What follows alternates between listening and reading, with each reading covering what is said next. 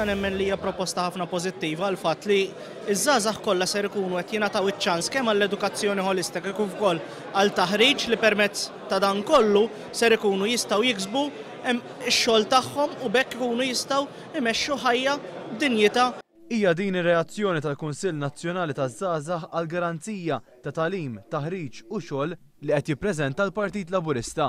Bil-President tal-KNZ Matthew Vella jgħid ukoll li din il-proposta għandha tnaqqas id-dipendenza fuq is-servizzi soċjali u minflok iż-żgħażagħ jagħtu kontribut aktar dirett lill-ekonomija ta' pajjiżna. Kien hemm aktar qadiet li reaġixxew b'mod pożittiv għal din l-inizjattiva tal-Partit Laburista, fost l-oħrajn il-General Workers Union Youths li deskrivewha bħala waħda proattiva. Oġbitna ħafna għal raġuni li hija proattiva. Tlaqna mis-sistema ta' edukazzjoni fis-sens tradizzjonali tagħha li titgħallem u inti x'qed qed jgħalmek.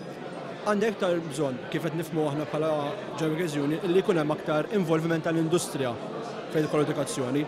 Ovvjament meta jkun hemmhekk, ikun hemm l-industrija involuta fl-edukazzjoni hija aktar faċli tiffaċilita l-proċess biex persuna ssib impjieg għall-ewwel darba.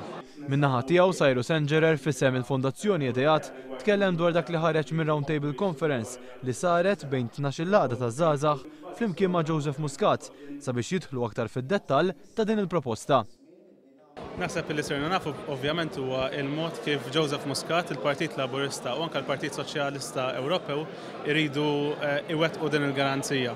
Naħseb l-iktar ħaġa interessanti jekk tqis ir-Round Table Conference kollha kienet l-input li taw iż-żgħażagħ kollha mill-laqdiet differenti tagħhom